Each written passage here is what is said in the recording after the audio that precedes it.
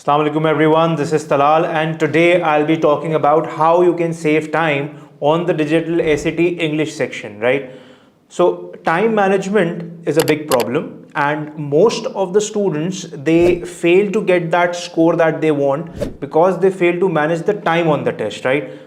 There are many students who are very good with the approaches, who know the questions, who know how to solve the questions, but they cannot manage those questions in time, right? And that is why they don't get that score, obviously, because they won't be they are not able to solve the paper in time, and at the end of the day they end up guessing on 5 6 7 questions at the end, and obviously they wouldn't get the score that they want. So today I'll be talking about I'll be giving you guys 5 areas where if you work on, you can easily improve and get a higher score on the English section of the SAT, and along with that you can save a lot of time when you go by that, right? These two things are connected on the SAT. Remember that if you are saving time, you will automatically get that liberty to score high, right? So today we'll talk about 5 things that can help you save time on the English section, right? So number 1, there is this tool called annotation tool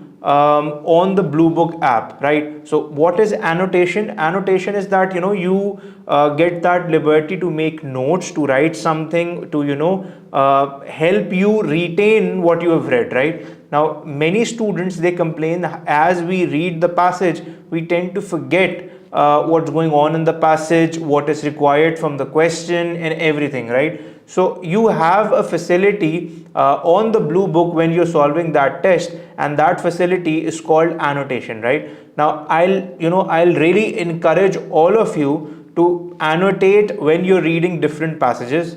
When you're doing questions, annotate on the basic keywords, and then look for those keywords in the passage to make yourself understand and retain what you've read. Select the important points in the passages and annotate on those passages as well, on those points as well. These annotations will keep you restricted to the passages, and you won't digress, you won't go wayward, and you will get what you need out of the question and out of the passage, right? So annotation is very important when it comes to solving the question, and it will save you a lot of time once you know and understand how to use it properly. I'll try to make some other videos on that as well, how to annotate on the digital SAT Blue Book. But for starters, I'm giving you that tip that you should start doing that right away. The second tip that I have for you guys is that you have to stick to the fact, you should stick to the 1-minute rule. Now guys, you have to understand that you have 27 questions on the digital SAT English section per module, and you have 32 minutes to solve them. So if we calculate, if we divide, multiply, we understand that we have a little more than 1 minute for solving every question. Now what that means is that if I take even if I take 2 minutes, 3 minutes to solve one question, I am leveraging on other questions, right? I won't be able to complete the paper because those extra 2 minutes or 3 minutes that I took, obviously that is from the other questions that I would have to solve after that, right? Now you have to train yourself to solve every question within a minute, right? That is something that you have to train yourself. If, for example, you feel like you may take more time on a particular question, I would recommend that you flag that question and you move ahead and solve that question, come to that question towards the end, right? So make sure that you follow the 1-minute rule. After that, the third point is, guys, you have graph questions on both the modules. Now I would really want you guys to understand, because SAT has this habit of giving extra reading material so that students may digress, or the students may fall to that trap, they lose focus or something like that. So when you have those graph questions, you have to understand that majority of what the concept or what the question is asking or concerned about is the information that is there in the graph, right? But again, you have to corroborate and you have to see that the information in the graph matches with what's there in the passage. So yes, you have to see what's written in the passage, but majority of it has to come from the graph. So just take the keyword, annotate on that. Most probably you'll get a passage that won't be complete, the last sentence of it won't be complete. So just take the information from the last sentence, what it is saying, and then move on to the graph and take the information from the graph and take the true statement that is in line with the incomplete sentence of the passage and try to take your answer, right? So reading the entire passage over there will, make you lose a lot of time. So you can save a lot of time over there, right? But you have to practice how to do this, right?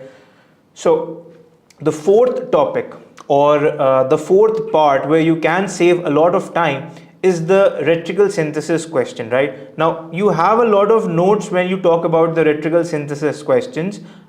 You have to understand that there is no need of reading all of those notes, right? You can just directly go to the question and see what the question is asking you, and just try to find out that particular information. You can annotate over there as well. You can see what the question is asking you, take that keyword and try to find that keyword in the notes in the that you have above it, right? And whichever note gives you that keyword, that will obviously be your answer, and you can connect it with the option that you have. So if you go on and read verbatim every note that you have on the rhetorical synthesis question, that will obviously waste your time, and you can save that if you play smart, right? That was the fourth part.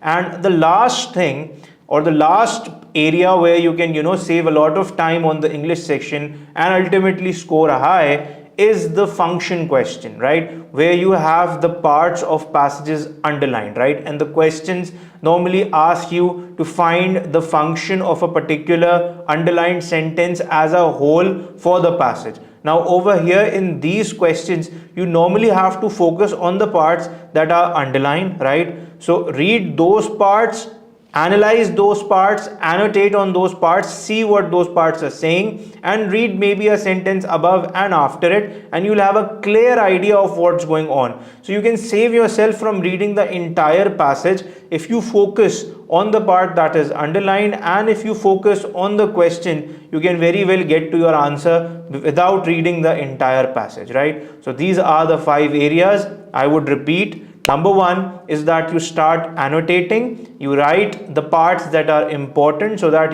they can keep you on track and keep you focused and get to the answer, help you get to the answer as soon as possible. The second one is that you stick to the 1 minute rule. You don't take more than a minute to solve a question. If you feel like you may take more than a minute, flag that question, move ahead and come back to it when you're done with the rest of the paper, right? The third one is that you don't read all of what is written in the graph questions, right? You can just read the information in the graph and the ending part that can get you connected with the information that is there. The fourth part is that when you have the rhetorical synthesis questions, just look at what the question is asking you and get to that keyword, find that keyword in the notes and take that as your answer, or find the answer with the help of that. And the final one is when you have the function questions, just look at and focus on what is the underlined part and try to get to the answer with that. Saving your time will ultimately get you a higher score, especially in the English section, the reading and writing section. Save your time, get a higher score, get into your college that you desire. Thank you so much.